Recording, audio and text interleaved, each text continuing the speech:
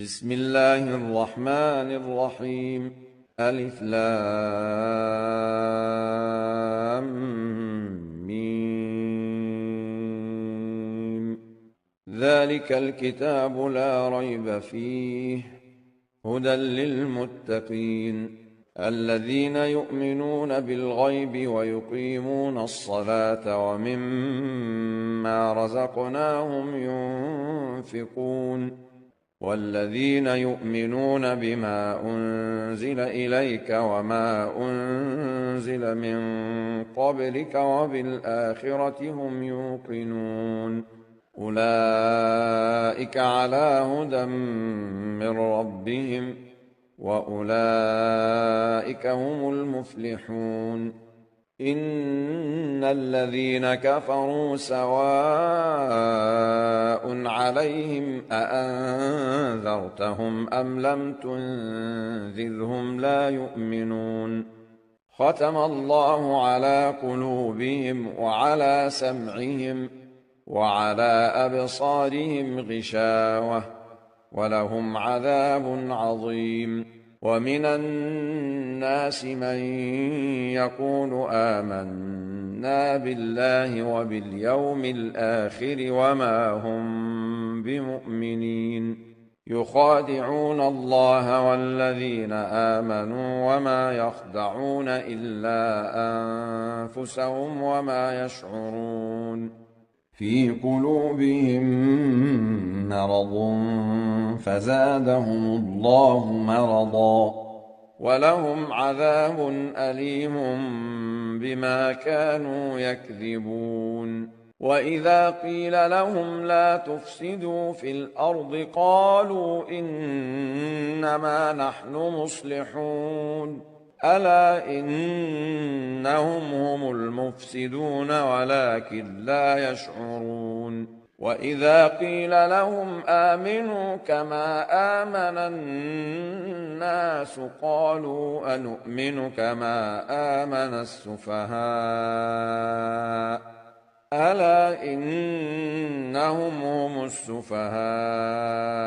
ولكن لا يعلمون وإذا لقوا الذين آمنوا قالوا آمنا وإذا خلوا إلى شياطينهم قالوا إنا معكم إنما نحن مستهزئون الله يستهزئ بهم ويمدهم في طغيانهم يعمهون أولئك الذين اشتروا الضلالة بالهدى فما ربحت تجارتهم وما كانوا مهتدين مثلهم كمثل الذي استوقد نارا فلما أضاءت ما حوله ذهب الله بنورهم وتركهم في ظلمات لا يبصرون صم بكم عمي فهم لا يرجعون أو كصيب من السماء فيه ظلمات ورعد وبرق يجعلون أصابعهم في آذانهم من الصواعق حذر الموت والله محيط بالكافرين يكاد البرق يخطف أبصارهم كلما أضاء لهم مشوا فيه وإذا أظلم عليهم قاموا ولو شاء الله لذهب بسمعهم وأبصارهم إن الله على كل شيء قدير يا أيها الناس اعبدوا ربكم الذي خلقكم والذين من قبلكم لعلكم تتقون الذي جعل لكم الأرض فراشا والسماء بناء وأنزل من السماء ماء وأنزل من السماء ماء فأخرج به من الثمرات رزقا لكم فلا تجعلوا لله أندادا وأنتم تعلمون. وإن كنتم في ريب مما نزلنا على عبدنا فأتوا بسورة من مثله وادعوا شهداءكم من دون الله إن كنتم صادقين. فإن لم تفعلوا ولن تفعلوا فاتقوا النار التي وقودها الناس والحجارة أعدت للكافرين. وبشر الذين آمنوا وعملوا الصالحات أن لهم جنات تجري من تحتها الأنهار كلما رزقوا منها من ثمرة رزقا قالوا هذا الذي رزقنا من قبل وأتوا به متشابها ولهم فيها أزواج مطهرة وهم فيها خالدون. إن الله لا يستحيي أن يضرب مثلا ما بعوضة فما فوقها فأما الذين آمنوا فيعلمون أنه الحق من ربهم وأما الذين كفروا فيقولون ماذا أراد الله بهذا مثلا يضل به كثيرا ويهدي به كثيرا وما يضل به إلا الفاسقين الذين ينقضون عهد الله من بعد ميثاقه ويقطعون ما أمر الله به أن يوصل ويفسدون في الأرض أولئك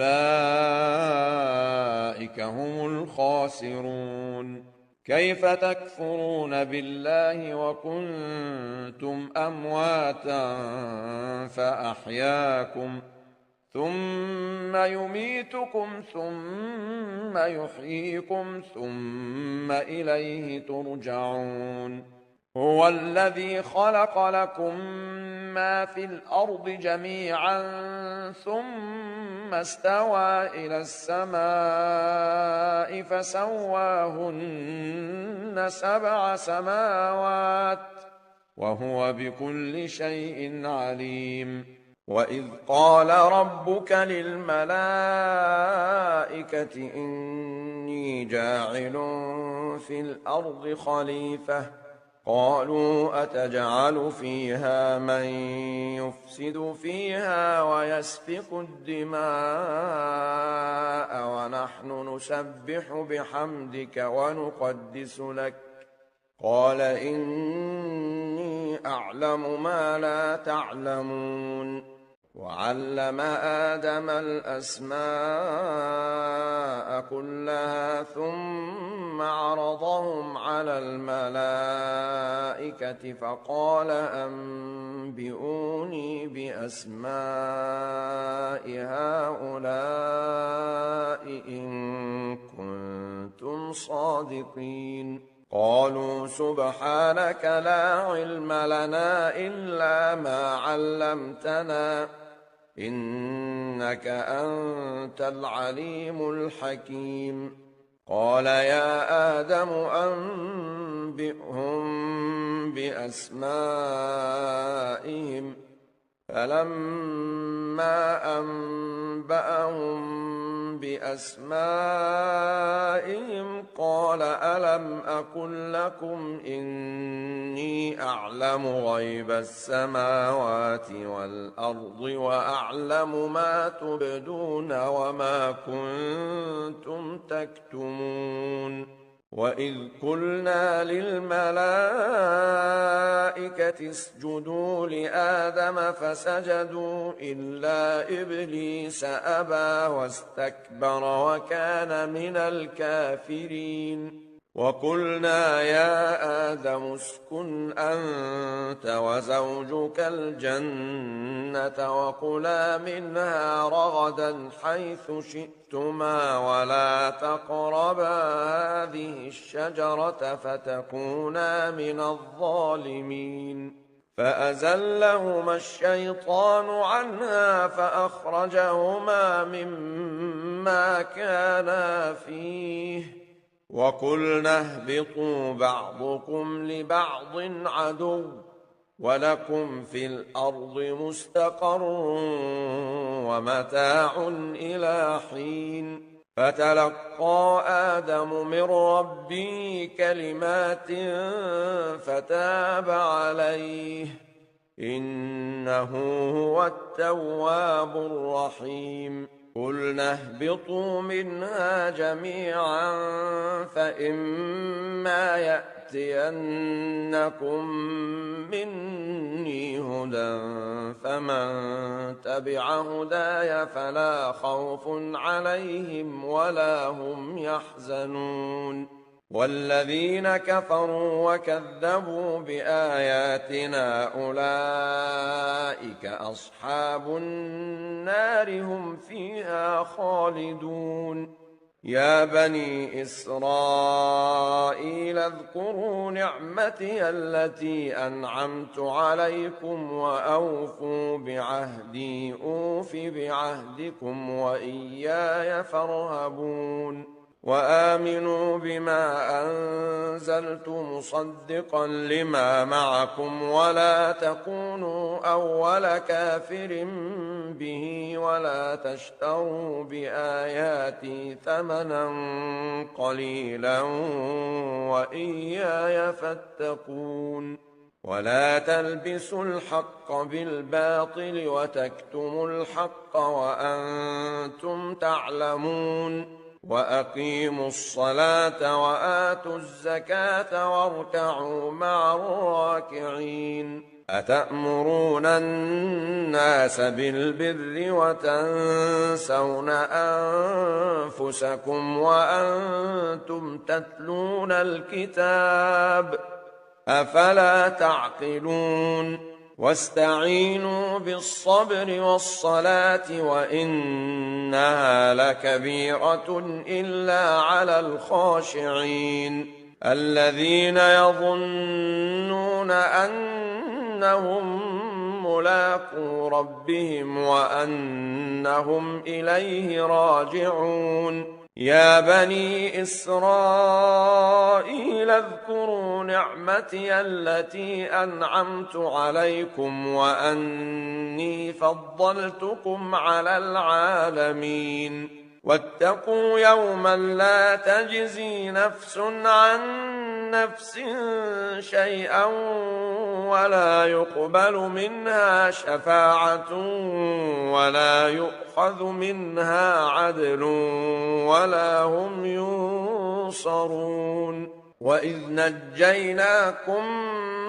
من آل فرعون يسومونكم سوء العذاب يذبحون أبناءكم ويستحيون نساءكم وفي ذلكم بلاء من ربكم عظيم وإذ فرقنا بكم البحر فأنجيناكم وأغرقنا آل فرعون وأنتم تنظرون وإذ واعدنا موسى 40 ليلة ثم اتخذتم العجل من بعده وأنتم ظالمون ثم عفونا عنكم من بعد ذلك لعلكم تشكرون وإذ آتينا موسى الكتاب والفرقان لعلكم تهتدون وإذ قال موسى لقومه يا قوم إنكم ظلمتم أنفسكم باتخاذكم العجل فتوبوا إلى بارئكم فاقتلوا أنفسكم ذلكم خير لكم عند بارئكم فتاب عليكم إنه هو التواب الرحيم وإذ قلتم يا موسى لن نؤمن لك حتى نرى الله جهرة فأخذتكم الصاعقة وأنتم تنظرون ثم بعثناكم من بعد موتكم لعلكم تشكرون وظللنا عليكم الغمام وأنزلنا عليكم المن والسلوى كلوا من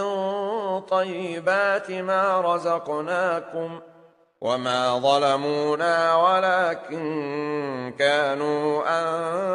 أنفسهم يظلمون وإذ قلنا ادخلوا هذه القرية فكلوا منها حيث شئتم رغدا وادخلوا الباب سجدا وقولوا حطة نغفر لكم خطاياكم وسنزيد المحسنين فبدل الذين ظلموا قولا غير الذي قيل لهم فأنزلنا على الذين ظلموا رجزا من السماء بما كانوا يفسقون وإذ استسقى موسى لقومه فقلنا اضرب بعصاك الحجر فانفجرت منه 12 عينا قد علم كل أناس مشربهم كلوا واشربوا من رزق الله ولا تعثوا في الأرض مفسدين وإذ قلتم يا موسى لن نصبر على طعام واحد فادع لنا ربك يخرج لنا مما تنبت الأرض من بقلها وقثائها وفومها وعدسها وبصلها قال أتستبدلون الذي هو أدنى بالذي هو خير اهبطوا مصرا فإن لكم ما سألتم وضربت عليهم الذلة والمسكنة وباءوا بغضب من الله ذلك بأنهم كانوا يكفرون بآيات الله ويقتلون النبيين بغير الحق ذلك بما عصوا وكانوا يعتدون إن الذين آمنوا والذين هادوا والنصارى والصابئين من آمن بالله واليوم الآخر وعمل صالحا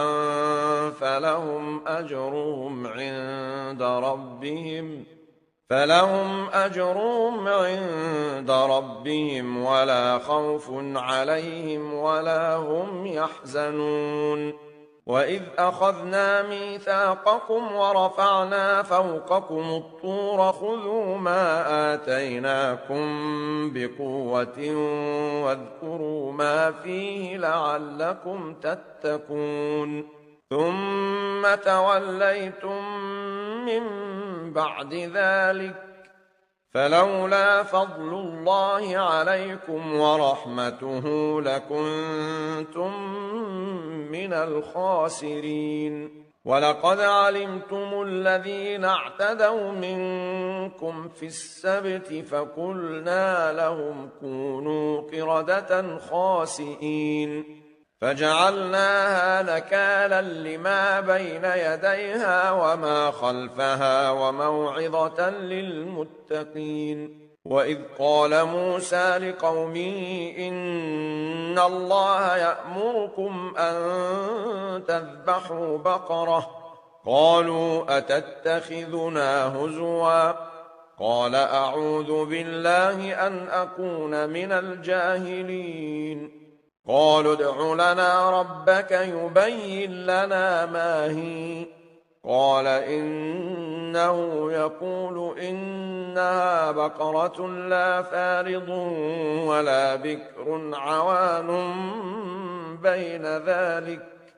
فافعلوا ما تؤمرون قالوا ادع لنا ربك يبين لنا ما لونها قال إنه يقول إنها بقرة صفراء فاقع لونها تسر الناظرين قالوا ادع لنا ربك يبين لنا ما هي إن البقرة شابه علينا وإنا إن شاء الله لمهتدون قال إنه يقول إنها بقرة لا ذلول تثير الأرض ولا تسقي الحرث مسلمة لا شية فيها قالوا الآن جئت بالحق فذبحوها وما كادوا يفعلون وإذ قتلتم نفسا فادارأتم فيها والله مخرج ما كنتم تكتمون فقلنا اضربوه ببعضها كذلك يحيي الله الموتى ويريكم آياته لعلكم تعقلون ثم قست قلوبكم من بعد ذلك فهي كالحجارة أو أشد قسوة وإن من الحجارة لما يتفجر منه الأنهار وإن منها لما يشقق فيخرج منه الماء وإن منها لما يهبط من خشية الله وما الله بغافل عما تعملون أفتطمعون أن يؤمنوا لكم وقد كان فريق منهم يسمعون كلام الله ثم يحرفونه من بعد ما عقلوه وهم يعلمون وإذا لقوا الذين آمنوا قالوا آمنا وإذا خلا بعضهم إلى بعض قالوا أتحدثونهم بما فتح الله عليكم ليحاجوكم به عند ربكم أفلا تعقلون أولا يعلمون أن الله يعلم ما يسرون وما يعلنون ومنهم أميون لا يعلمون الكتاب إلا أماني وإن هم إلا يظنون فويل للذين يكتبون الكتاب بأيديهم ثم يقولون هذا من عند الله ليشتروا به ثمنا قليلا فويل لهم مما كتبت أيديهم وويل لهم مما يكسبون وقالوا لن تمسنا النار إلا أياما معدودة قل أتخذتم عند الله عهدا فلن يخلف الله عهده أم تقولون على الله ما لا تعلمون بلى من كسب سيئة وأحاطت به خطيئته فأولئك أصحاب النار هم فيها خالدون والذين آمنوا وعملوا الصالحات أولئك أصحاب الجنة هم فيها خالدون وإذ أخذنا ميثاق بني إسرائيل لا تعبدون إلا الله وبالوالدين إحسانا وذي القربى واليتامى والمساكين وقولوا للناس حسنا وأقيموا الصلاة وآتوا الزكاة ثم توليتم إلا قليلا منكم وأنتم معرضون وإذ أخذنا ميثاقكم لا تسفكون دماءكم ولا تخرجون أنفسكم من دياركم ثم أقررتم وأنتم تشهدون ثم أنتم هؤلاء تقتلون أنفسكم وتخرجون فريقا منكم من ديارهم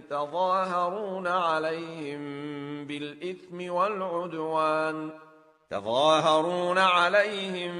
بالإثم والعدوان وإن يأتوكم أسارى تفادوهم وهو محرم عليكم إخراجهم أفتؤمنون ببعض الكتاب وتكفرون ببعض فما جزاء من يفعل ذلك منكم إلا خزي في الحياة الدنيا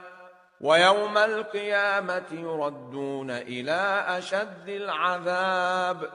وما الله بغافل عما تعملون أولئك الذين اشتروا الحياة الدنيا بالآخرة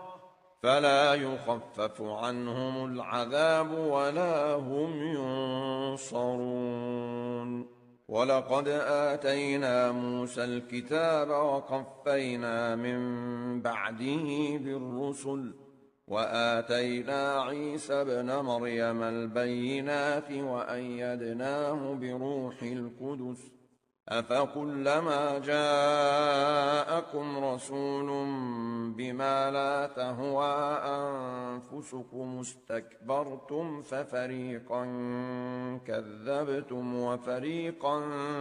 تقتلون وقالوا قلوبنا غلف بل لعنهم الله بكفرهم فقليلا ما يؤمنون ولما جاءهم كتاب من عند الله مصدق لما معهم وكانوا من قبل يستفتحون على الذين كفروا فلما جاءهم ما عرفوا كفروا به فلعنة الله على الكافرين بئس ما اشتروا به أنفسهم أن يكفروا بما أنزل الله بغيا أن ينزل الله من فضله على من يشاء من عباده فباءوا بغضب على غضب وللكافرين عذاب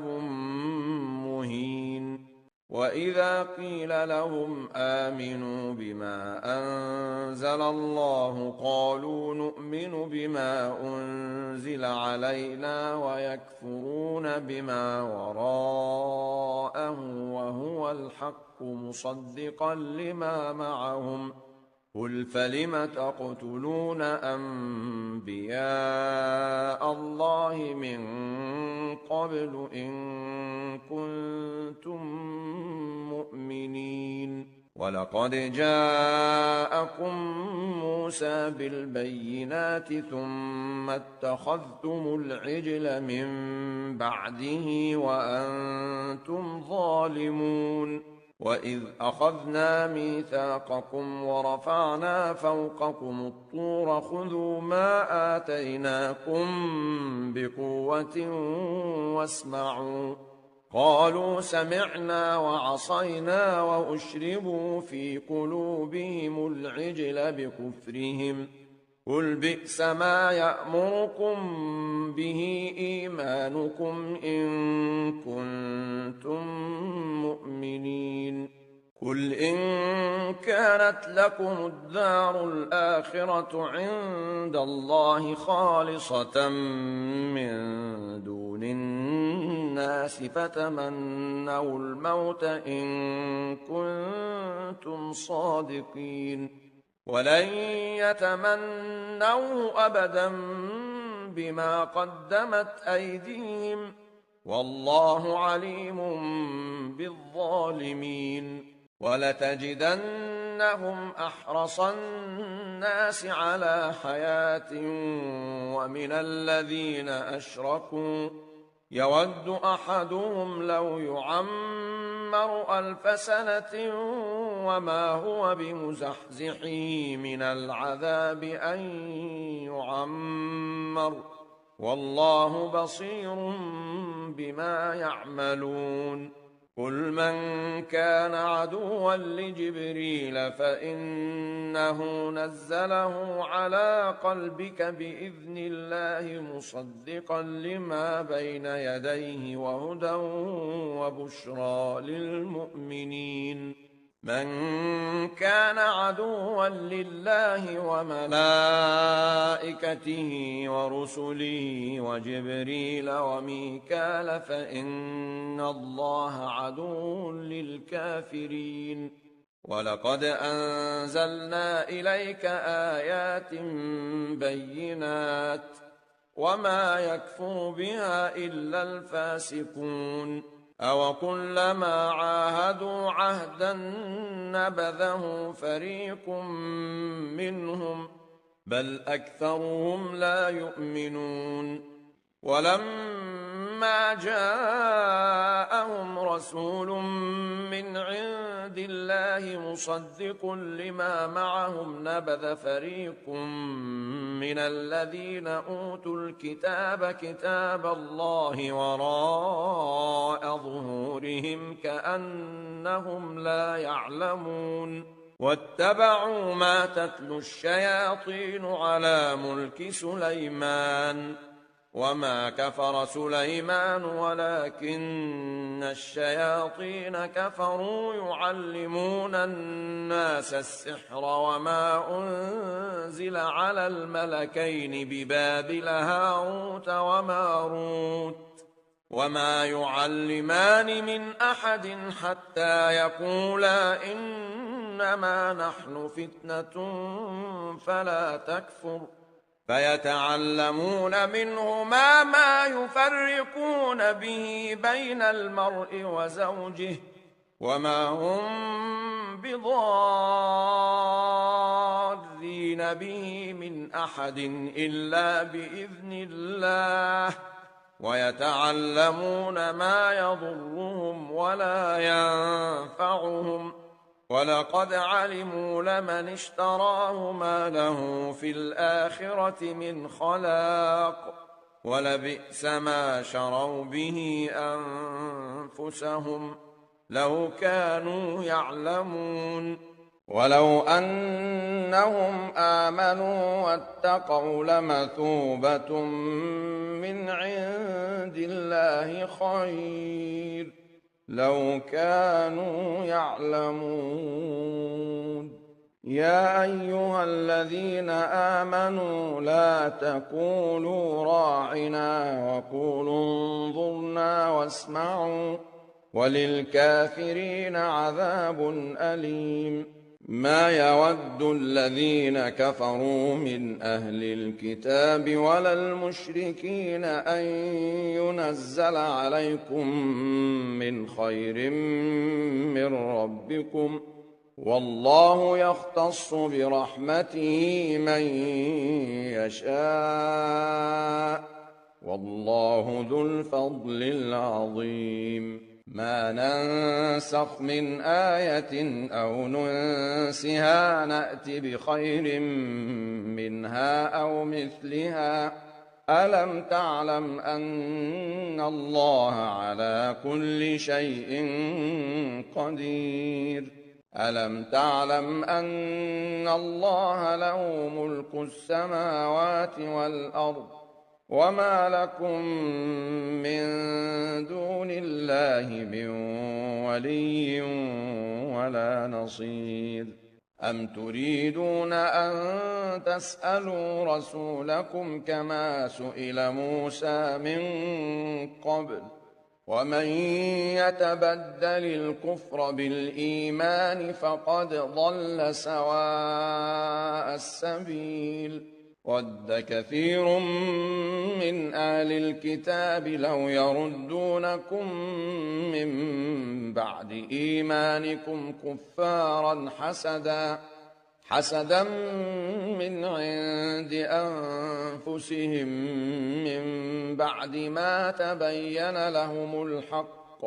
فاعفوا واصفحوا حتى يأتي الله بأمره إن الله على كل شيء قدير وأقيموا الصلاة وآتوا الزكاة وما تقدموا لأنفسكم من خير تجدوه عند الله إن الله بما تعملون بصير وقالوا لن يدخل الجنة إلا من كان هودا أو نصارى تلك أمانيهم قل هاتوا برهانكم إن كنتم صادقين بلى من أسلم وجهه لله وهو محسن فله أجره عند ربه ولا خوف عليهم ولا هم يحزنون وقالت اليهود ليست النصارى على شيء وقالت النصارى ليست اليهود على شيء وهم يتلون الكتاب كذلك قال الذين لا يعلمون مثل قولهم فالله يحكم بينهم يوم القيامة فيما كانوا فيه يختلفون ومن أظلم ممن منع مساجد الله أن يذكر فيها اسمه وسعى في خرابها أولئك ما كان لهم أن يدخلوها إلا خائفين لهم في الدنيا خزي ولهم في الآخرة عذاب عظيم ولله المشرق والمغرب فأينما تولوا فثم وجه الله إن الله واسع عليم وقالوا اتخذ الله ولدا سبحانه بل له ما في السماوات والأرض كل له قانتون بديع السماوات والأرض وإذا قضى أمرا فإنما يقول له كن فيكون وقال الذين لا يعلمون لولا يكلمنا الله أو تأتينا آية كذلك قال الذين من قبلهم مثل قولهم تشابهت قلوبهم قد بينا الآيات لقوم يوقنون إنا أرسلناك بالحق بشيرا ونذيرا ولا تسأل عن أصحاب الجحيم ولن ترضى عنك اليهود ولا النصارى حتى تتبع ملتهم قل إن هدى الله هو الهدى ولئن اتبعت أهواءهم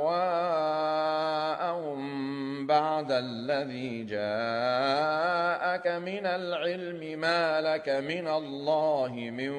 ولي ولا نصير الذين آتيناهم الكتاب يتلونه حق تلاوته أولئك يؤمنون به ومن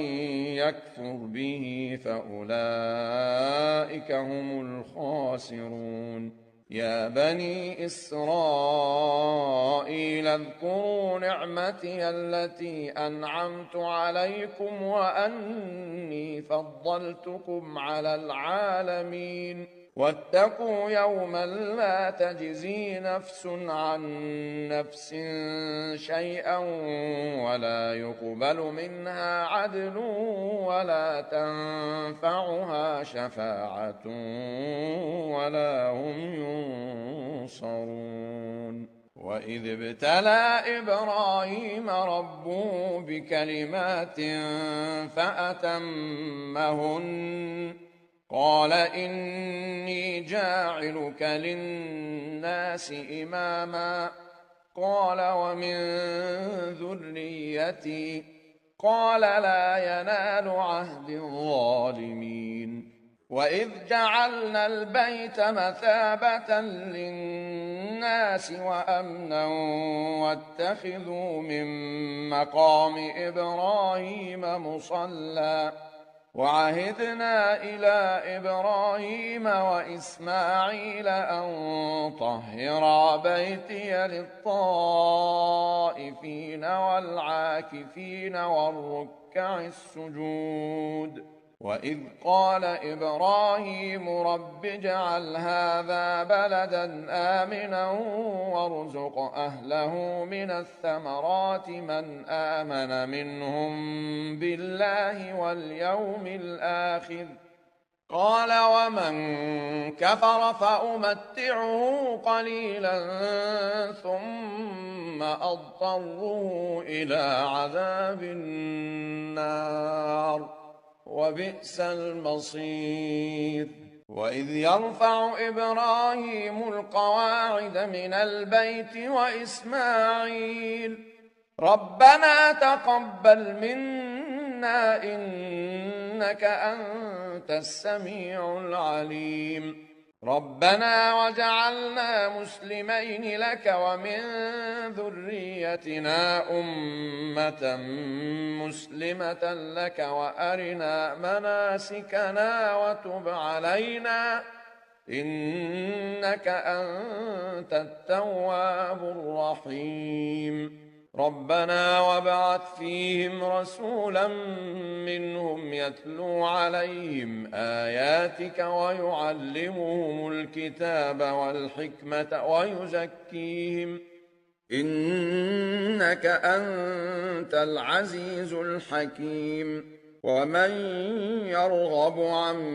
ملة إبراهيم إلا من سفه نفسه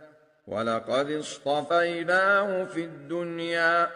وإنه في الآخرة لمن الصالحين إذ قال له ربه أسلم قال أسلمت لرب العالمين ووصى بها إبراهيم بنيه ويعقوب يا بني إن الله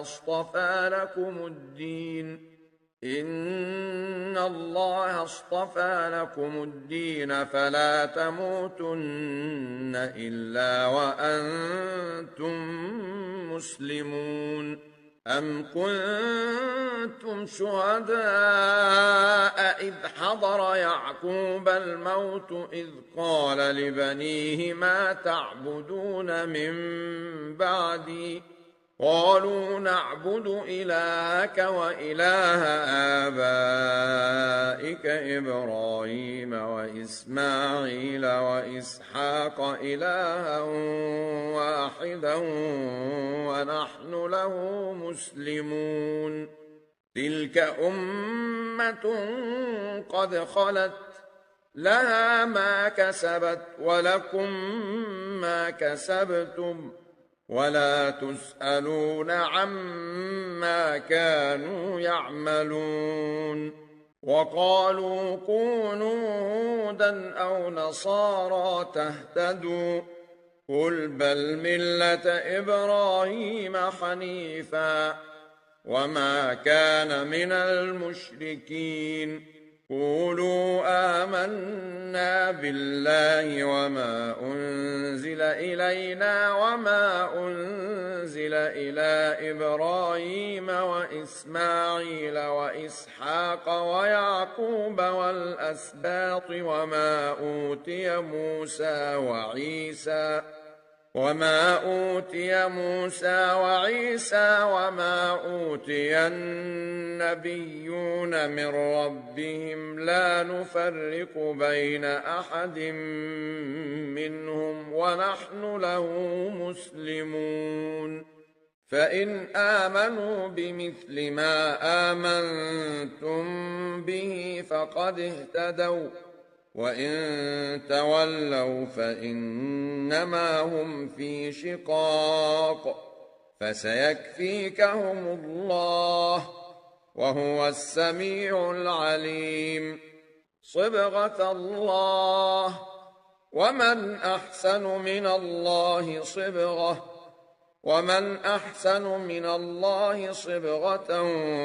ونحن له عابدون. قل أتحاجوننا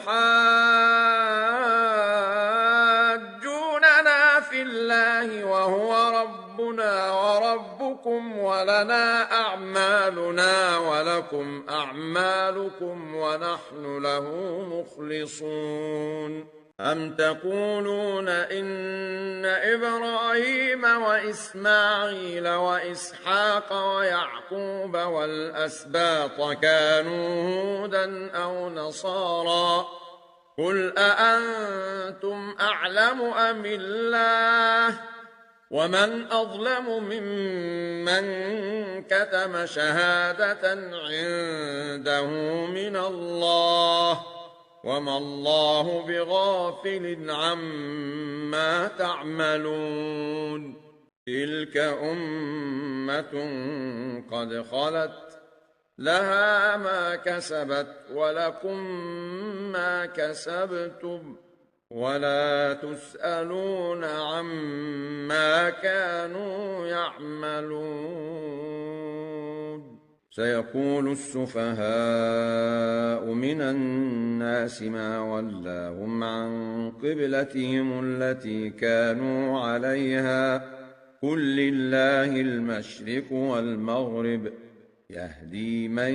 يشاء إلى صراط مستقيم. وكذلك جعلناكم أمة وسطا لتكونوا شهداء على الناس ويكون الرسول عليكم شهيدا. وما جعلنا القبلة التي كنت عليها إلا لنعلم من يتبع الرسول ممن ينقلب على عقبيه وإن كانت لكبيرة إلا على الذين هدى الله وما كان الله ليضيع إيمانكم إن الله بالناس لرءوف رحيم. قد نرى تقلب وجهك في السماء فلنولينك قبلة ترضاها فول وجهك شطر المسجد الحرام وحيث ما كنتم فولوا وجوهكم شطره وإن الذين أوتوا الكتاب ليعلمون أنه الحق من ربهم وما الله بغافل عما يعملون. ولئن أتيت الذين أوتوا الكتاب بكل آية ما تبعوا قبلتك وما أنت بتابع قبلتهم وما بعضهم بتابع قبلة بعض ولئن اتبعت أهواءهم من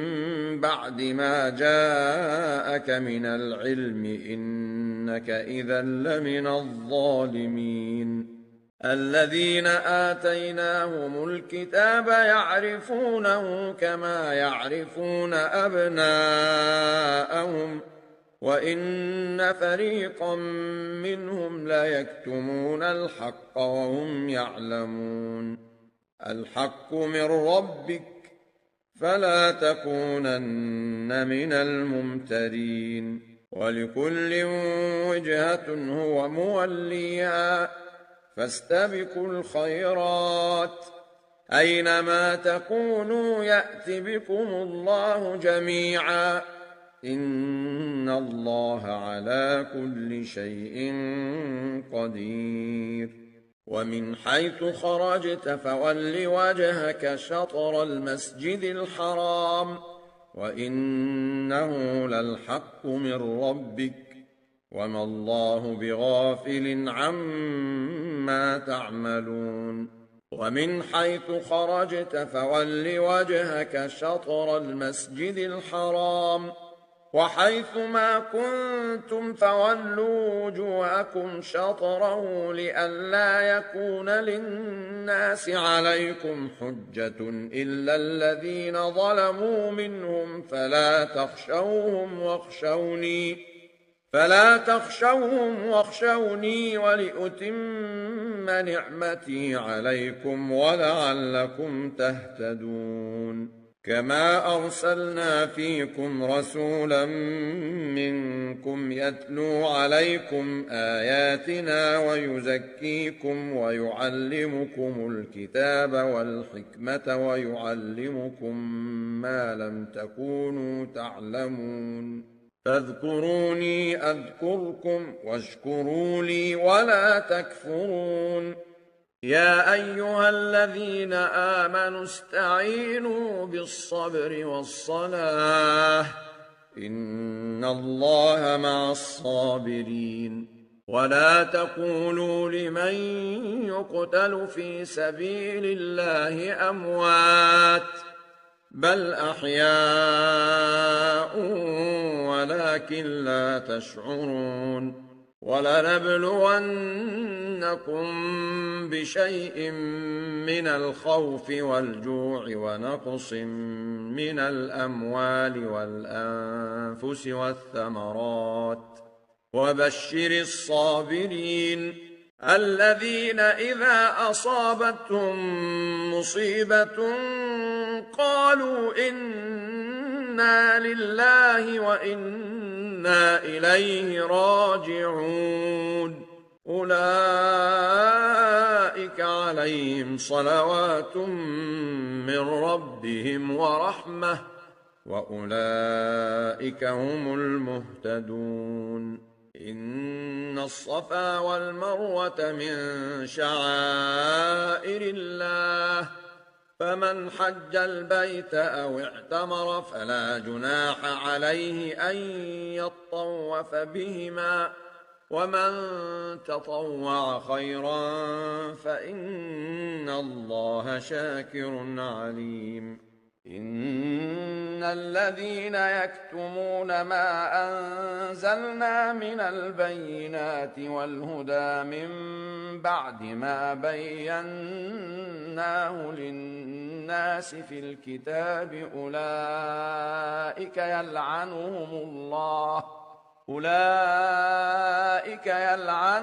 الله ويلعنهم اللاعنون إلا الذين تابوا وأصلحوا وبينوا فأولئك أتوب عليهم وأنا التواب الرحيم إن الذين كفروا وماتوا وهم كفار أولئك عليهم لعنة الله والملائكة والناس أجمعين خالدين فيها لا يخفف عنهم العذاب ولا هم ينظرون وإلهكم إله واحد لا إله إلا هو الرحمن الرحيم إن في خلق السماوات والأرض واختلاف الليل والنهار والفلك التي تجري في البحر بما ينفع الناس وما أنزل الله من السماء من ماء فأحيا به الأرض بعد موتها وبث فيها من كل دابة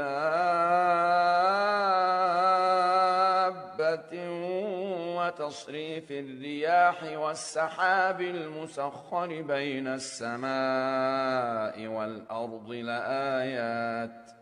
وتصريف الرياح والسحاب المسخر بين السماء والأرض لآيات لقوم يعقلون ومن الناس من يتخذ من دون الله أندادا يحبونهم كحب الله والذين آمنوا أشد حبا لله ولو يرى الذين ظلموا إذ يرون العذاب أن القوة لله جميعا وأن الله شديد العذاب إذ تبرأ الذين اتبعوا من الذين اتبعوا ورأوا العذاب وتقطعت بهم الأسباب وقال الذين اتبعوا لو أن لنا كرة فنتبرأ منهم كما تبرؤوا منا كذلك يريهم الله أعمالهم حسرات عليهم وما هم بخارجين من النار يا أيها الناس كلوا مما في الأرض حلالا طيبا ولا تتبعوا خطوات الشيطان إنه لكم عدو مبين إنما يأمركم بالسوء والفحشاء وأن تقولوا على الله ما لا تعلمون وإذا قيل لهم اتبعوا ما أنزل الله قالوا بل نتبع ما ألفينا عليه آباءنا أولو كان آباؤهم لا يعقلون شيئا ولا يهتدون ومثل الذين كفروا كمثل الذي ينعق بما لا يسمع إلا دعاء ونداء صم بكم عمي فهم لا يعقلون يا أيها الذين آمنوا كلوا من طيبات ما رزقناكم واشكروا لله إن كنتم إياه تعبدون إنما حرم عليكم الميتة والدم ولحم الخنزير وما أهل به لغير الله فمن اضطر غير باغ ولا عاد فلا إثم عليه إن الله غفور رحيم إن الذين يكتمون ما أنزل الله من الكتاب ويشترون به ثمنا قليلا أولئك ما يأكلون في بطونهم إلا النار ولا يكلمهم الله يوم القيامة ولا يزكيهم ولهم عذاب أليم أولئك الذين اشتروا الضلالة بالهدى والعذاب بالمغفرة فما أصبرهم على النار ذلك بأن الله نزل الكتاب بالحق وإن الذين اختلفوا في الكتاب لفي شقاق بعيد ليس البر أن تولوا وجوهكم قبل المشرق والمغرب ولكن البر من آمن بالله واليوم الآخر والملائكة والكتاب والنبيين وآتى المال على حبه ذوي القربى واليتامى والمساكين وابن السبيل والسائلين وفي الرقاب وأقام الصلاة وآتى الزكاة والموفون بعهدهم إذا عاهدوا والصابرين في البأساء والضراء وحين البأس أولئك الذين صدقوا وأولئك هم المتقون يا أيها الذين آمنوا كتب عليكم القصاص في القتلى الحر بالحر والعبد بالعبد والأنثى بالأنثى فمن عفي له من أخيه شيء فاتباع بالمعروف وأداء إليه بإحسان ذلك تخفيف من ربكم ورحمة فمن اعتدى بعد ذلك فله عذاب أليم ولكم في القصاص حياة يا أولي الألباب لعلكم تتقون كتب عليكم إذا حضر أحدكم الموت إن ترك خيرا الوصية للوالدين والأقربين بالمعروف حقا على المتقين فمن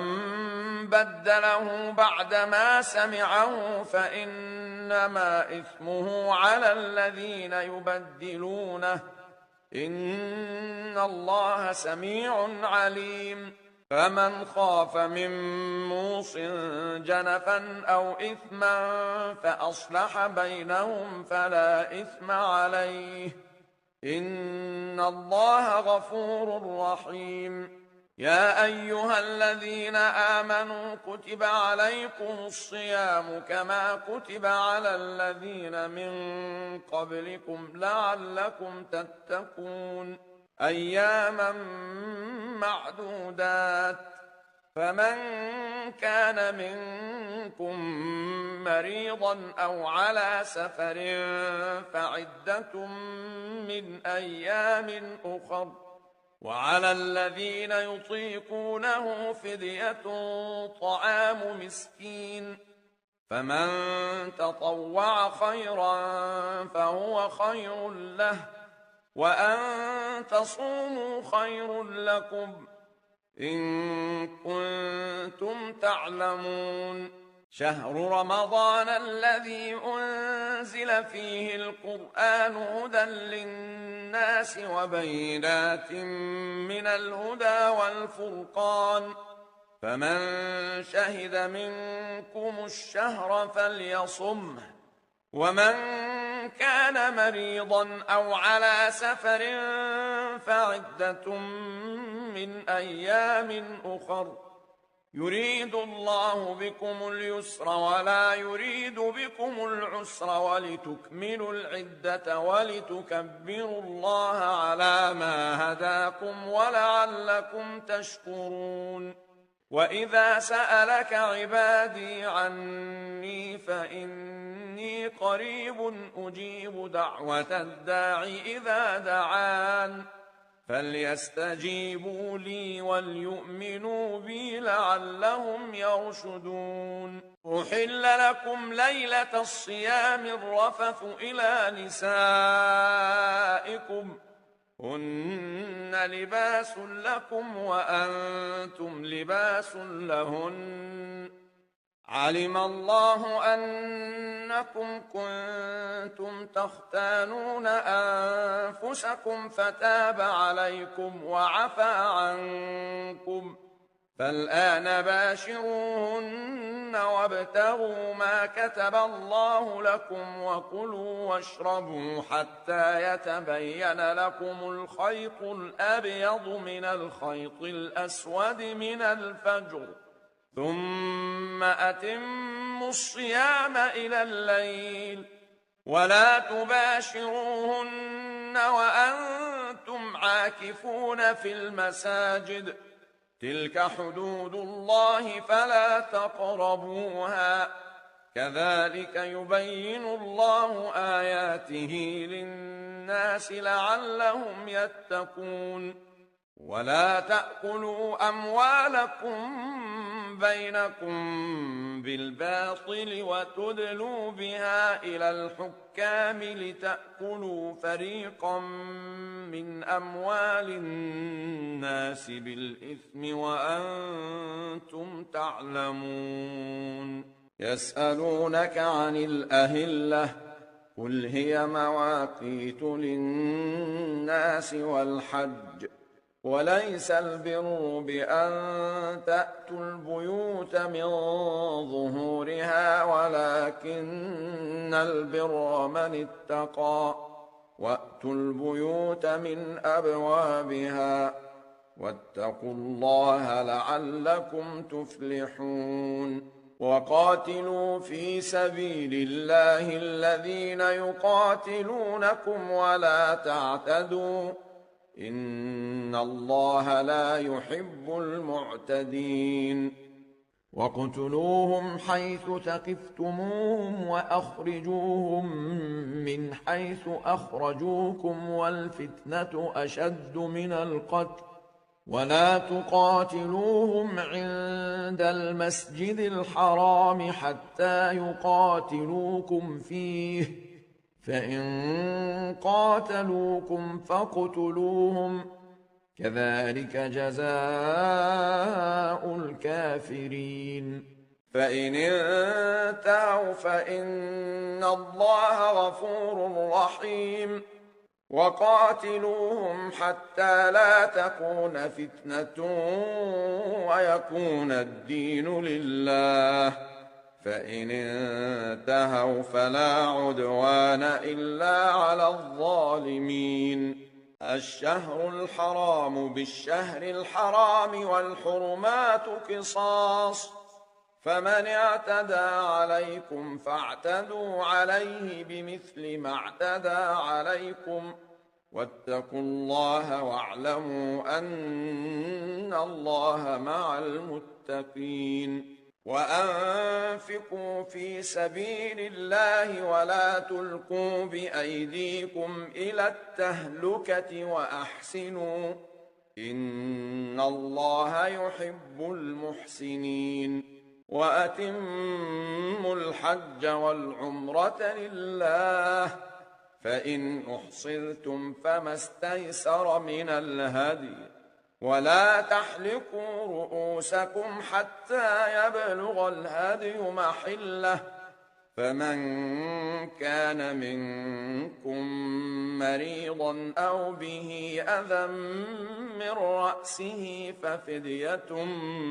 من صيام أو صدقة أو نسك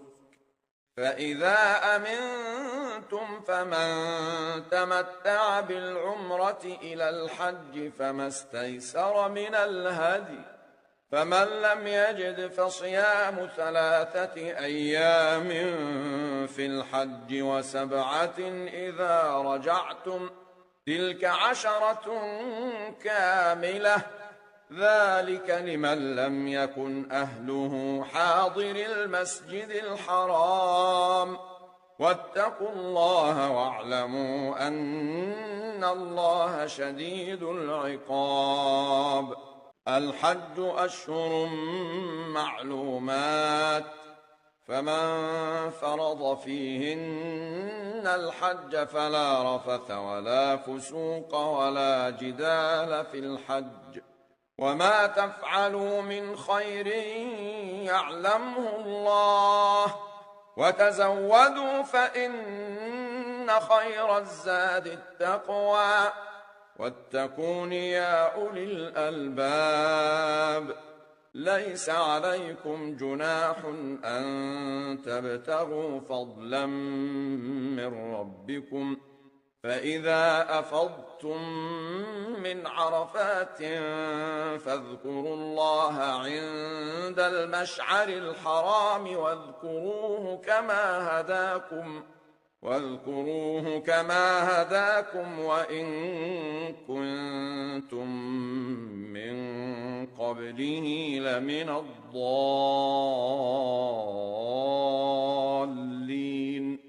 ثم أفيضوا من حيث أفاض الناس واستغفروا الله،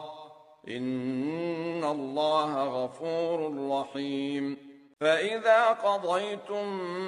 مناسككم فاذكروا الله كذكركم آباءكم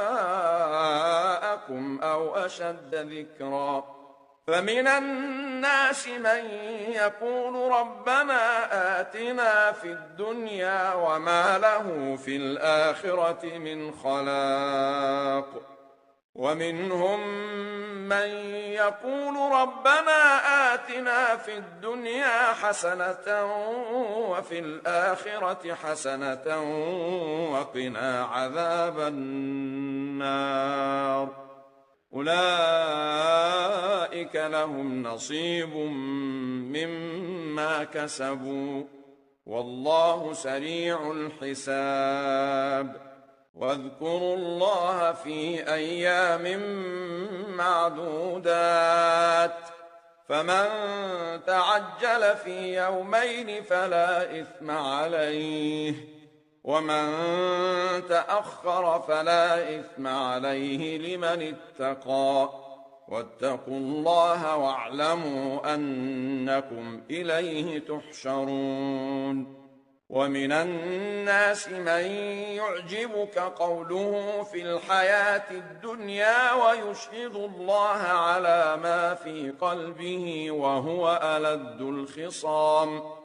وإذا تولى سعى في الأرض ليفسد فيها ويهلك الحرث والنسل،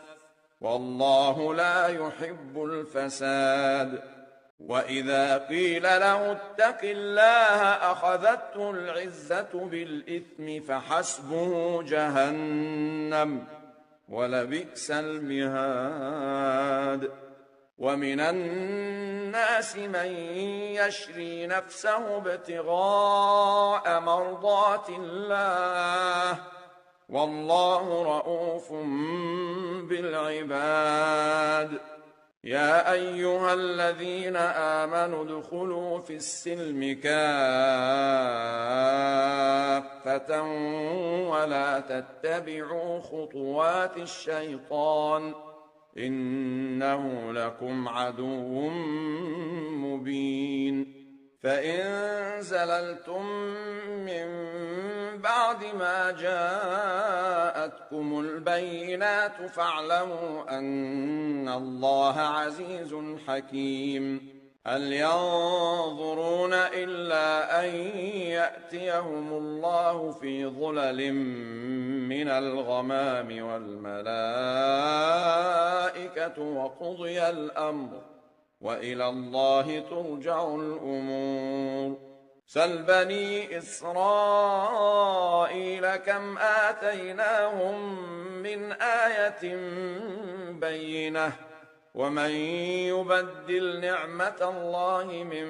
بعد ما جاءته فإن الله شديد العقاب.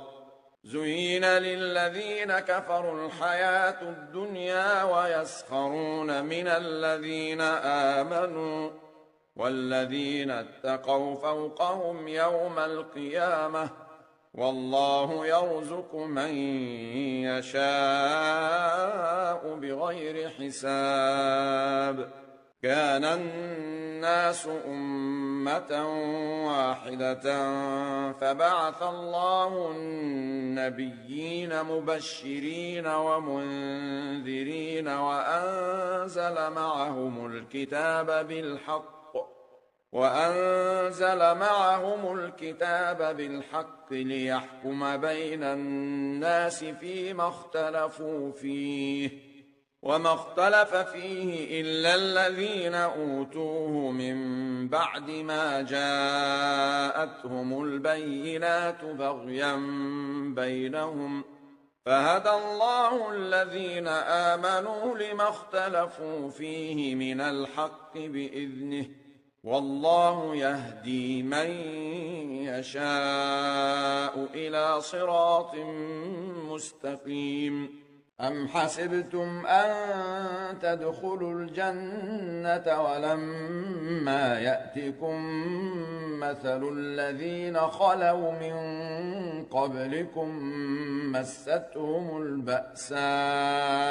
والضراء وزلزلوا حتى يقول الرسول والذين آمنوا معه متى نصر الله، ألا إن نصر الله قريب. يسألونك ماذا ينفقون قل ما أنفقتم من خير فللوالدين والأقربين واليتامى والمساكين وابن السبيل، وما تفعلوا من خير فإن الله به عليم. كتب عليكم القتال وهو كره لكم، وعسى أن تكرهوا شيئا وهو خير لكم، وعسى أن تحبوا شيئا وهو شر لكم، والله يعلم وأنتم لا تعلمون. يسألونك عن الشهر الحرام قتال فيه، قل قتال فيه كبير وصد عن سبيل الله وكفر به والمسجد الحرام وإخراج أهله منه أكبر عند الله، والفتنة أكبر من القتل، ولا يزالون يقاتلونكم حتى يردوكم عن دينكم إن استطاعوا، ومن يرتد منكم عن دينه فيمت وهو كافر فأولئك حبطت أعمالهم في الدنيا والآخرة، وأولئك أصحاب النار هم فيها خالدون. إن الذين آمنوا والذين هاجروا وجاهدوا في سبيل الله أولئك يرجون رحمة الله، والله غفور رحيم. يسألونك عن الخمر والميسر قل فيهما إثم كبير ومنافع للناس وإثمهما أكبر من نفعهما، ويسألونك ماذا ينفقون قل العفو، كذلك يبين الله لكم الآيات لعلكم تتفكرون. كذلك يبين الله لكم الآيات لعلكم تتفكرون في الدنيا والآخرة. ويسألونك عن اليتامى قل إصلاح لهم خير، وإن تخالطوهم فإخوانكم، والله يعلم المفسد من المصلح، ولو شاء الله لأعنتكم، إن الله عزيز حكيم. ولا تنكحوا المشركات حتى يؤمن، ولأمة مؤمنة خير من مشركة ولو أعجبتكم ولا تنكحوا المشركين حتى يؤمنوا ولعبد مؤمن خير من مشرك ولو أعجبكم أولئك يدعون إلى النار والله يدعو إلى الجنة والمغفرة بإذنه ويبين آياته للناس لعلهم يتذكرون ويسألونك عن المحيض قل هو أذى فاعتزلوا النساء في المحيض ولا تقربوهن حتى يطهرن فإذا تطهرن فأتوهن من حيث أمركم الله إن الله يحب التوابين ويحب المتطهرين نساؤكم حرث لكم فأتوا حرثكم أنى شئتم وقدموا لأنفسكم واتقوا الله واعلموا أنكم ملاقوه وبشر المؤمنين ولا تجعلوا الله عرضة لأيمانكم أن تبروا وتتقوا وتصلحوا بين الناس والله سميع عليم لا يؤاخذكم الله باللغو في أيمانكم ولكن يؤاخذكم بما كسبت قلوبكم والله غفور حليم للذين يؤلون من نسائهم تربص 4 أشهر فإن فاءوا فإن الله غفور رحيم وإن عزموا الطلاق فإن الله سميع عليم والمطلقات يتربصن بأنفسهن 3 قروء ولا يحل لهن أن يكتمن ما خلق الله في أرحامهن إن كن يؤمن بالله واليوم الآخر وبعولتهن أحق بردهن في ذلك إن أرادوا إصلاحا ولهن مثل الذي عليهن بالمعروف وللرجال عليهن درجة والله عزيز حكيم الطلاق 2 فإمساك بمعروف أو تسريح بإحسان ولا يحل لكم أن تأخذوا مما آتيتموهن شيئا إلا أن يخافا ألا يقيما حدود الله فإن خفتم ألا يقيما حدود الله فلا جناح عليهما فيما افتدت به تلك حدود الله فلا تعتدوها ومن يتعد حدود الله فأولئك هم الظالمون فإن طلقها فلا تحل له من بعد حتى تنكح زوجا غيره فإن طلقها فلا جناح عليهما أن يتراجعا إن ظنا أن يقيما حدود الله وتلك حدود الله يبينها لقوم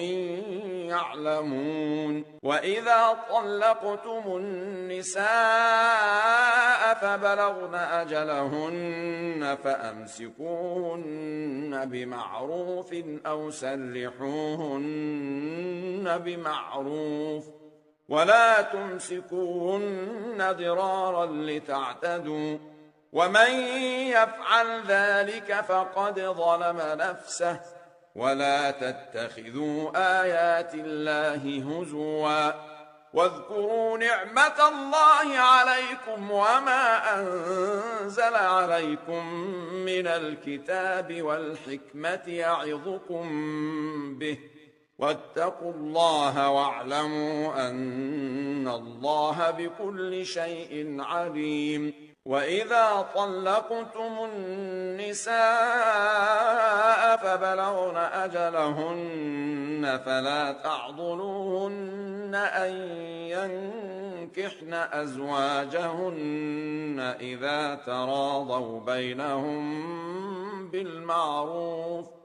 ذلك يوعظ به من كان منكم يؤمن بالله واليوم الآخر، ذلكم أزكى لكم وأطهر، والله يعلم وأنتم لا تعلمون. والوالدات يرضعن أولادهن حولين كاملين لمن أراد أن يتم الرضاعة، وعلى المولود له رزقهن وكسوتهن بالمعروف، لا تكلف نفس إلا وسعها، لا تضار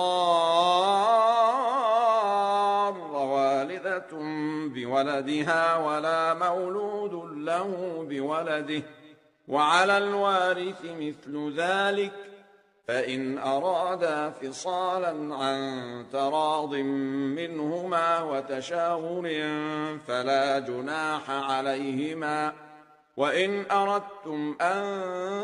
تسترضعوا أولادكم فلا جناح عليكم إذا سلمتم ما آتيتم بالمعروف، واتقوا الله واعلموا أن الله بما تعملون بصير. والذين يتوفون منكم ويذرون أزواجا يتربصن بأنفسهن 4 أشهر و10، فإذا بلغن أجلهن فلا جناح عليكم فيما فعلن في أنفسهن بالمعروف، والله بما تعملون خبير. ولا جناح عليكم فيما عرضتم به من خطبة النساء أو أكننتم في أنفسكم، علم الله أنكم ستذكرونهن ولكن لا تواعدوهن سرا إلا أن تقولوا قولا معروفا، ولا تعزموا عقدة النكاح حتى يبلغ الكتاب أجله، واعلموا أن الله يعلم ما في أنفسكم فاحذروه، واعلموا أن الله غفور حليم. لا جناح عليكم إن طلقتم النساء ما لم تمسوهن أو تفرضوا لهن فريضة، ومتعوهن على الموسع قدره وعلى المقتر قدره متاعا بالمعروف، حقا على المحسنين. وإن طلقتموهن من قبل أن تمسوهن وقد فرضتم لهن فريضة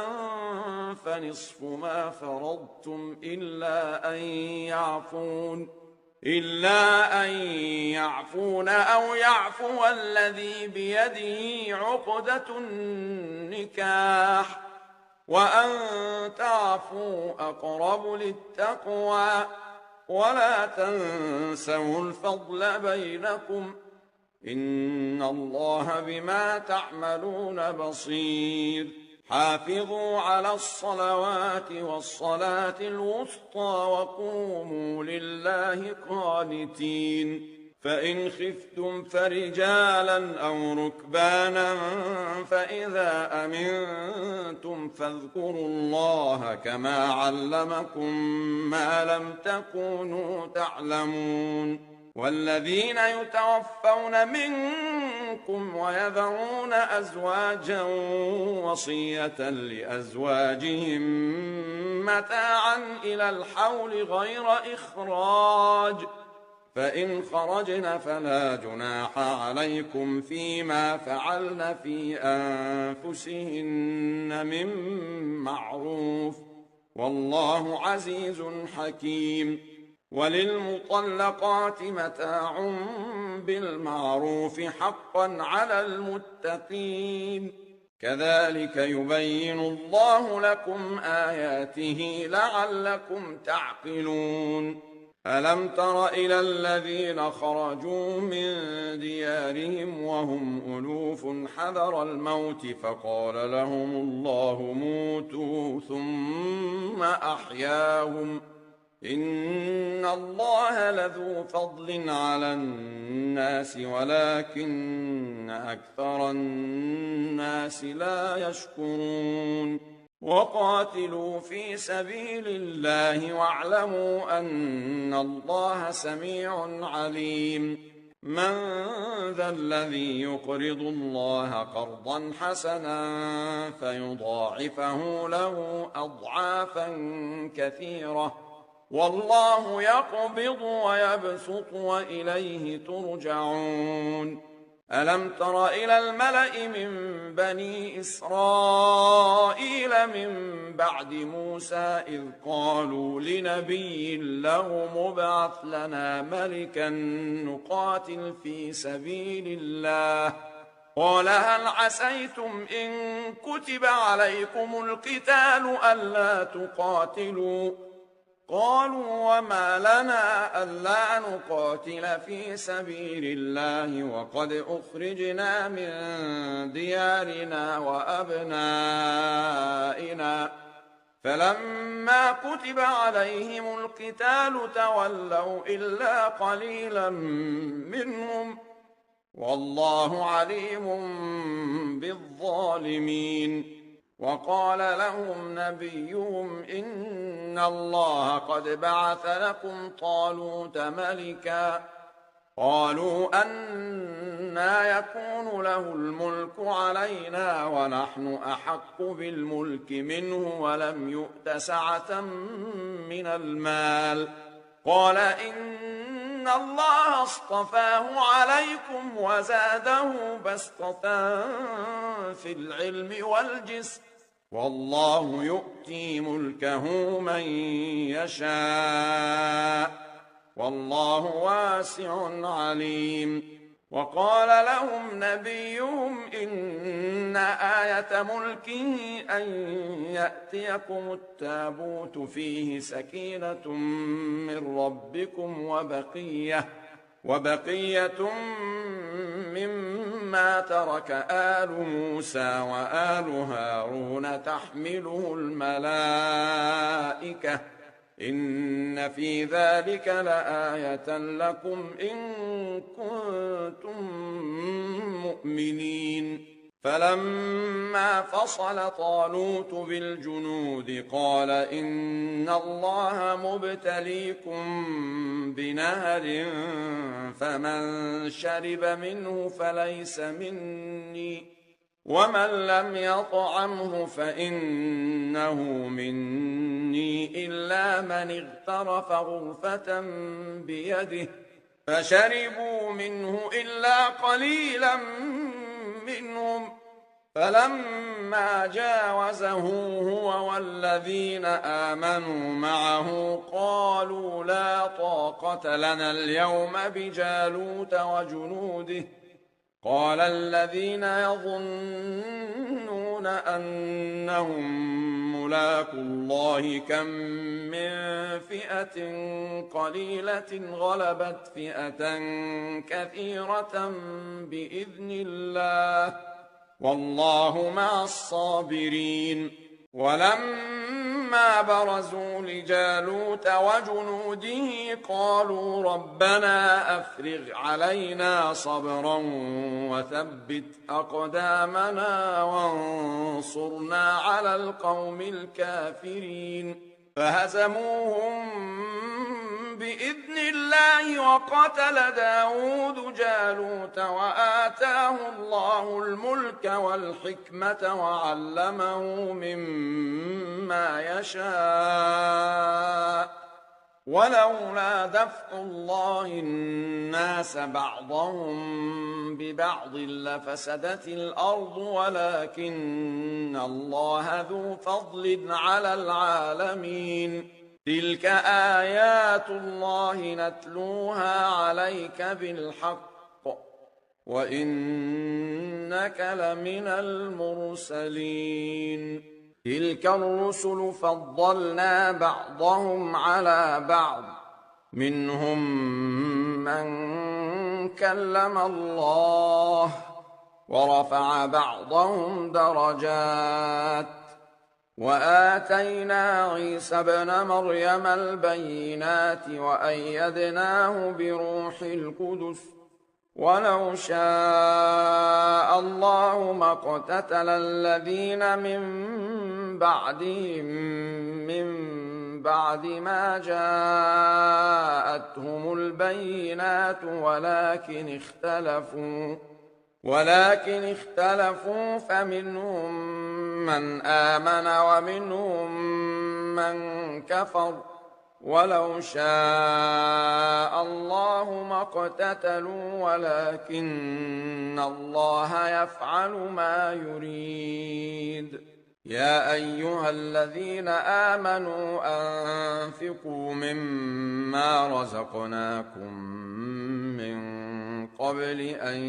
يأتي يوم لا بيع فيه ولا خلة ولا شفاعة والكافرون هم الظالمون الله لا إله إلا هو الحي القيوم لا تأخذه سنة ولا نوم له ما في السماوات وما في الأرض من ذا الذي يشفع عنده إلا بإذنه يعلم ما بين أيديهم وما خلفهم ولا يحيطون بشيء من علمه إلا بما شاء وسع كرسيه السماوات والأرض ولا يؤوده حفظهما وهو العلي العظيم لا إكراه في الدين قد تبين الرشد من الغي فمن يكفر بالطاغوت ويؤمن بالله فقد استمسك بالعروة الوثقى لا انفصام لها والله سميع عليم الله ولي الذين آمنوا يخرجهم من الظلمات إلى النور والذين كفروا أولياؤهم الطاغوت يخرجونهم من النور إلى الظلمات أولئك أصحاب النار هم فيها خالدون ألم تر إلى الذي حاج إبراهيم في ربه أن آتاه الله الملك إذ قال إبراهيم ربي الذي يحيي ويميت قال أنا أحيي وأميت. قال إبراهيم فإن الله يأتي بالشمس من المشرق فأت بها من المغرب فبهت الذي كفر والله لا يهدي القوم الظالمين. أو كالذي مر على قرية وهي خاوية على عروشها قال أنى يحيي هذه الله بعد موتها فأماته الله 100 عام ثم بعثه قال كم لبثت؟ قال لبثت يوما أو بعض يوم. قال بل لبثت 100 عام فانظر إلى طعامك وشرابك لم يتسنه وانظر إلى حمارك ولنجعلك آية للناس وانظر إلى العظام كيف ننشزها ثم نكسوها لحما فلما تبين له قال أعلم أن الله على كل شيء قدير. وإذ قال إبراهيم رب أرني كيف تحيي الموتى قال أولم تؤمن قال بلى ولكن ليطمئن قلبي قال فخذ 4 من الطير فصرهن إليك ثم اجعل على كل جبل منهن جزءا ثم ادعهن يأتينك سعيا واعلم أن الله عزيز حكيم. مثل الذين ينفقون أموالهم في سبيل الله كمثل حبة أنبتت 7 سنابل في كل سنبلة 100 حبة والله يضاعف لمن يشاء والله واسع عليم. الذين ينفقون أموالهم في سبيل الله ثم لا يتبعون ما أنفقوا منا ولا أذى لهم أجرهم عند ربهم ولا خوف عليهم ولا هم يحزنون. قول معروف ومغفرة خير من صدقة يتبعها أذى والله غني حليم. يا أيها الذين آمنوا لا تبطلوا صدقاتكم بالمن والأذى كالذي ينفق ماله رئاء الناس ولا يؤمن بالله واليوم الآخر فمثله كمثل صفوان عليه تراب فأصابه وابل فتركه صلدا لا يقدرون على شيء مما كسبوا والله لا يهدي القوم الكافرين. ومثل الذين ينفقون أموالهم ابتغاء مرضات الله وتثبيتا من أنفسهم كمثل جنة بربوة أصابها وابل فآتت أكلها ضعفين فإن لم يصبها وابل فطل والله بما تعملون بصير. أيود أحدكم أن تكون له جنة من نخيل وأعناب تجري من تحتها الأنهار له فيها من كل الثمرات وأصابه الكبر وله ذرية ضعفاء فأصابها إعصار فيه نار فاحترقت كذلك يبين الله لكم الآيات لعلكم تتفكرون. يا أيها الذين آمنوا أنفقوا من طيبات ما كسبتم ومما أخرجنا لكم من الأرض ولا تيمموا الخبيث منه تنفقون ولستم بآخذيه إلا أن تغمضوا فيه واعلموا أن الله غني حميد. الشيطان يعدكم الفقر ويأمركم بالفحشاء والله يعدكم مغفرة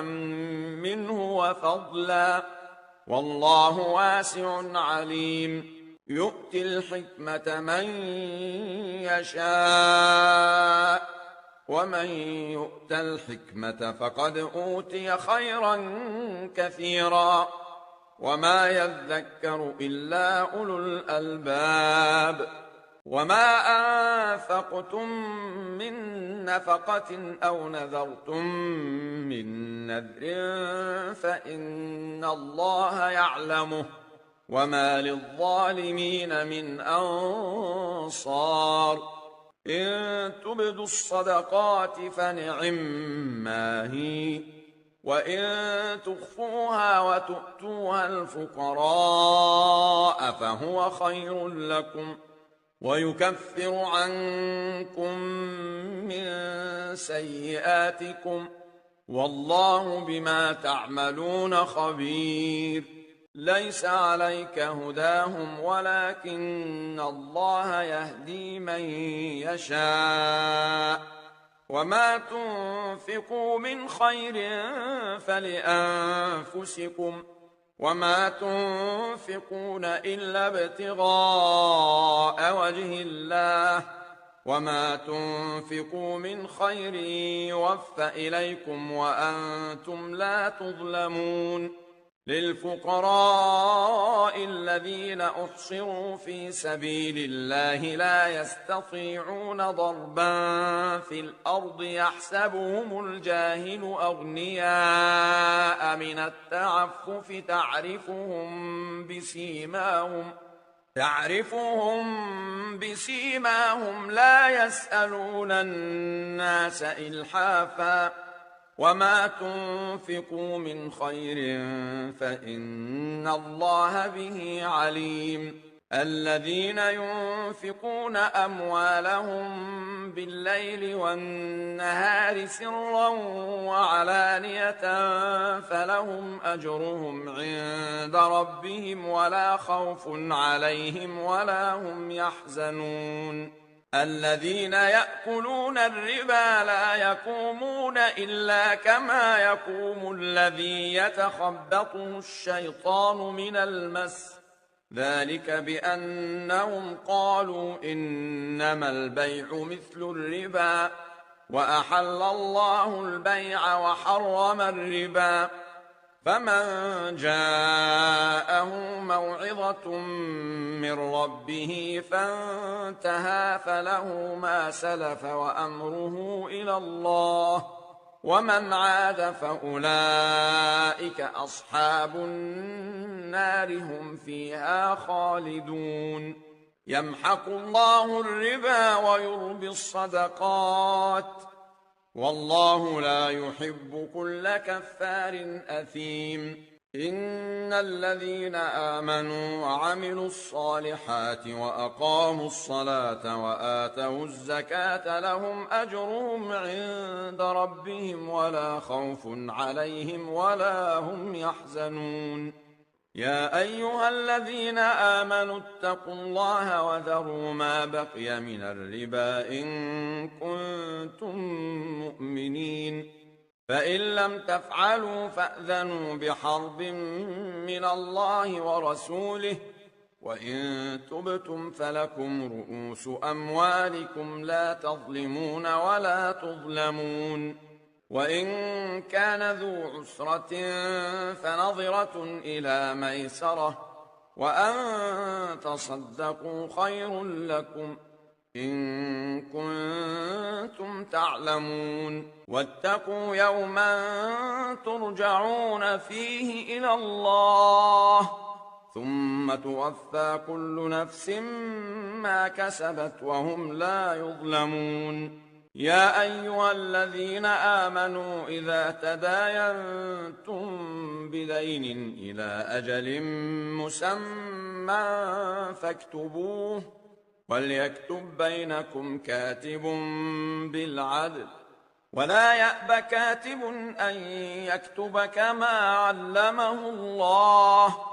فليكتب وليملل الذي عليه الحق وليتق الله ربه ولا يبخس منه شيئا فإن كان الذي عليه الحق سفيها أو ضعيفا أو لا يستطيع أن يمل هو فليملل وليه بالعدل واستشهدوا شهيدين من رجالكم فإن لم يكونا رجلين فرجل وامرأتان ممن ترضون من الشهداء أن تضل إحداهما فتذكر إحداهما الأخرى ولا يأبى الشهداء إذا ما دعوا ولا تسأموا أن تكتبوه صغيرا أو كبيرا إلى أجله ذلكم أقسط عند الله وأقوم للشهادة وأدنى ألا ترتابوا إلا أن تكون تجارة حاضرة تديرونها بينكم فليس عليكم جناح ألا تكتبوها وأشهدوا إذا تبايعتم ولا يضار كاتب ولا شهيد وإن تفعلوا فإنه فسوق بكم واتقوا الله ويعلمكم الله والله بكل شيء عليم وإن كنتم على سفر ولم تجدوا كاتبا فرهان مقبوضة فإن أمن بعضكم بعضا فليؤدي الذي اؤتمن أمانته وليتق الله ربه ولا تكتموا الشهادة ومن يكتمها فإنه آثم قلبه والله بما تعملون عليم لله ما في السماوات وما في الأرض وإن تبدوا ما في أنفسكم أو تخفوه يحاسبكم به الله فيغفر لمن يشاء ويعذب من يشاء والله على كل شيء قدير آمن الرسول بما أنزل إليه من ربه والمؤمنون كل آمن بالله وملائكته